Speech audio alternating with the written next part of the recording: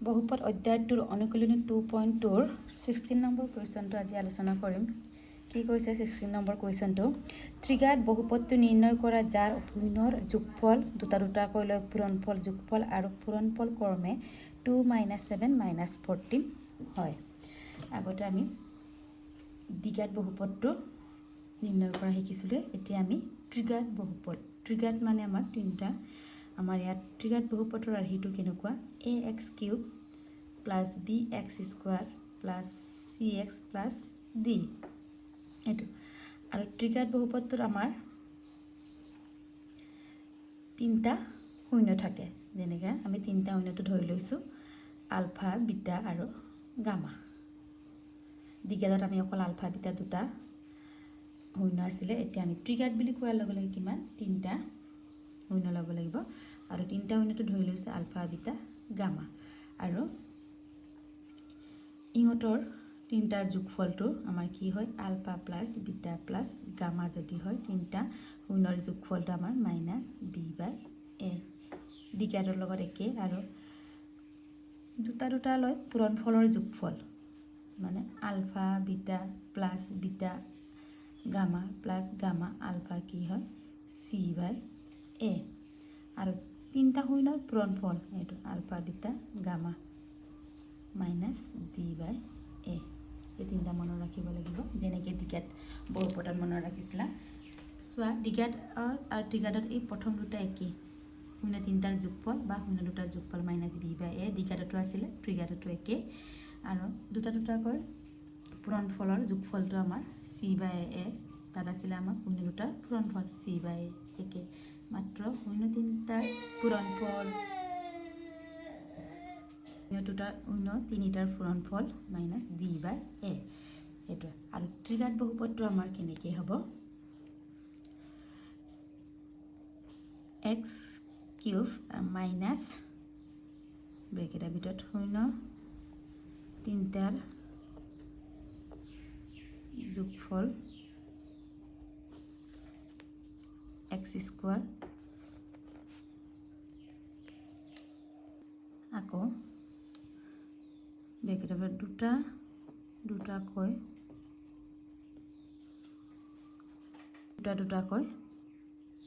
লৈ পূৰণফলৰ যোগফল * x মাইনাছ শূন্য তিনিটাৰ পূৰণফল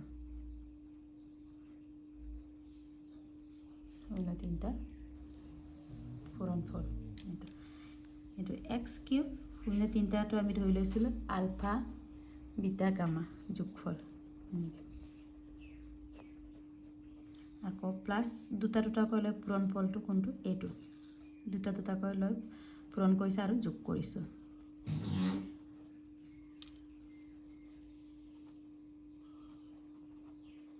ULFA, beta + beta, gamma + gamma alpha * x আকৌ মাইনাছ শূন্য তিনিটাৰ পূৰণফল। এইটো মনত ৰাখিব লাগে। এইটো বহুপদ নিৰ্ণয় কৰা সেইটো।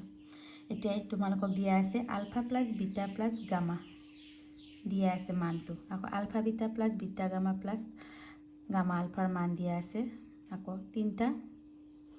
শূন্য তিনিটা পূৰণফলৰ মান দিয়া আছে। আমি জাষ্ট ইয়াত বহাই পিনি আমি উলিয়াব লাগে প্ৰশ্নটো। এইটো আছিলে আমাৰ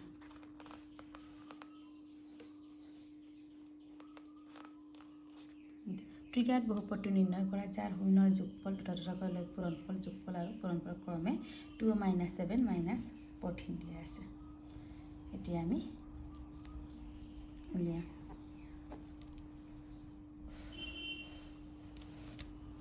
এইটোত বহাই আমি ত্ৰিঘাত বহুপদ x³ মাইনাছ শূন্য তিনিটাৰ যোগফল কিমান দিয়া আছে আমাক?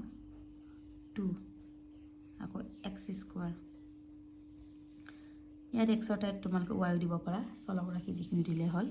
আকৌ দুটাকৈ লৈ পূৰণফলৰ যোগফল এইটোৰ মান দিয়া আছে আমাৰ -7 -7 আমি ব্ৰেকেট দিলোঁ এক্স আকৌ 0 তিনিটাৰ পূৰণফল দিয়া আছে কিমান -14 মাইনাছ থকাৰ কাৰণে আমি ব্ৰেকেট দিছোঁ কিমান হ'ব X cube -2x square plus মাইনাছে -7x আকৌ মাইনাছে প্লাছ 14 এইটো আমাৰ ত্ৰিঘাত বহুপদ কিন্তু এইটো জানিবৰ কাৰণে তোমালোকে এইটো মনত ৰখাটো দৰকাৰী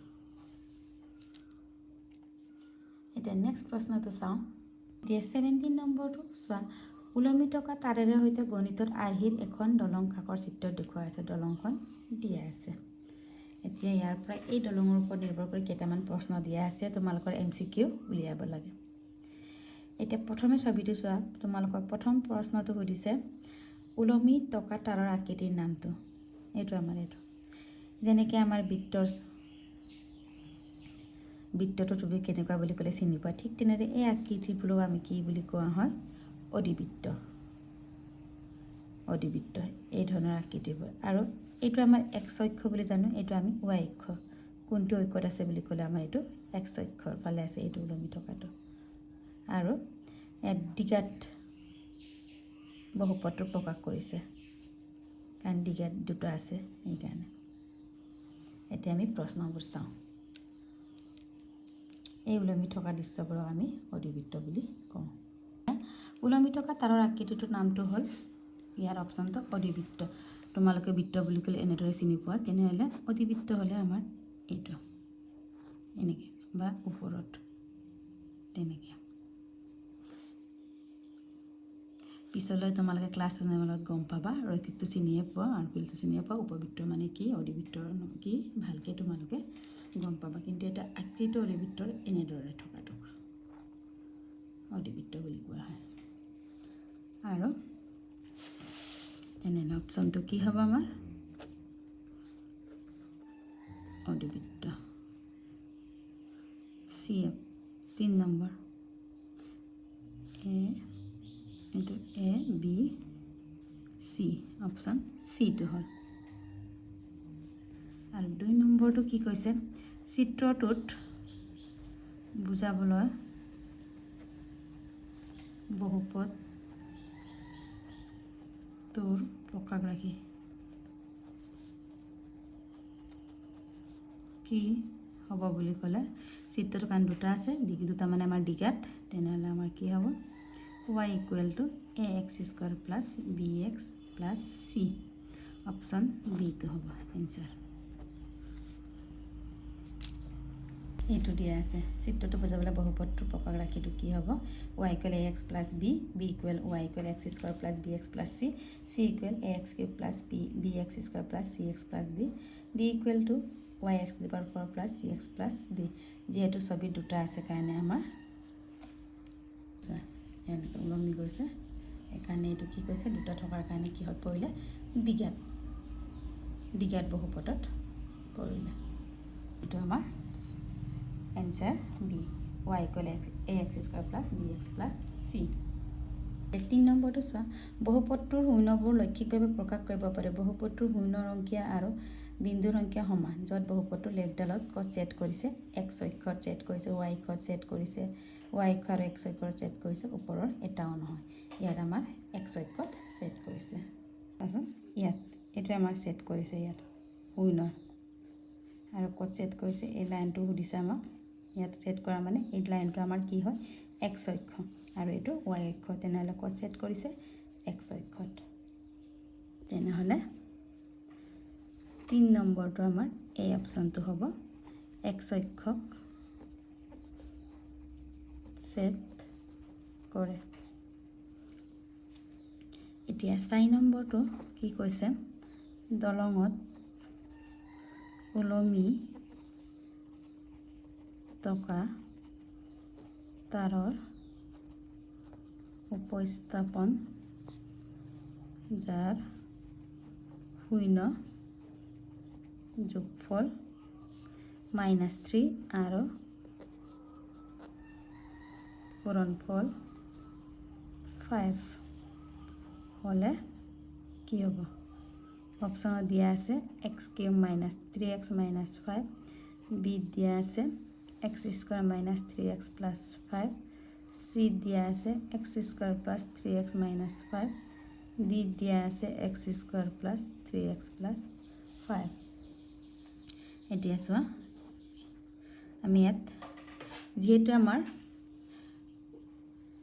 লমিতকা তাৰাৰ সৈতে গণিতকাৰ সেইখন দলংখন কিহেৰে আমাৰ সজোৱা হৈছিলে, আমাৰ কি বুলি পাইছিলোঁ আমি দ্বিঘাত সমীকৰণৰ আৰ্হি দেখুৱাইছিলে, হয় নাই? তেতিয়াহ'লে আমি ইয়াত কি কৰিম, দ্বিঘাত বহুপদ উলিয়াবলৈ লাগে। তেনেহ'লে আমাৰ দ্বিঘাত বহুপদটো কি আছিলে, এক্স স্কোৱাৰ মাইনাছ 0 দুটাৰ যোগফল ইনটু এক্স প্লাছ 0 দুটাৰ পূৰণফল, 0 দুটাৰ পূৰণফল।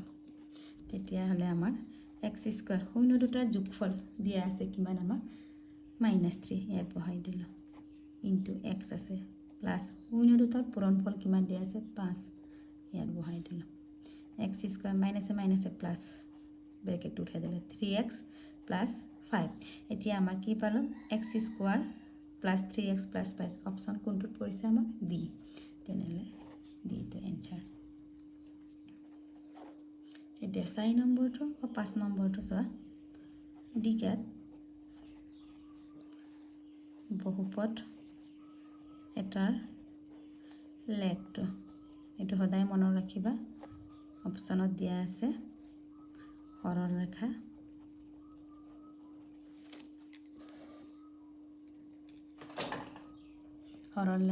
বি দিয়া আছে, বৃত্ত চি দিয়া আছে, অধিবৃত্ত ডি দিয়া আছে, উপবৃত্ত। এইটো চোৱা, দ্বিঘাত বহুপদ এটাৰ লেগ সদায় অধিবৃত্ত হয়, মনত ৰাখিবা। তেনেহ'লে এনচাৰ চি, অধিবৃত্ত। ইয়াৰ পিছত আমি নতুন এটা চেপ্টাৰ আলোচনা কৰিম।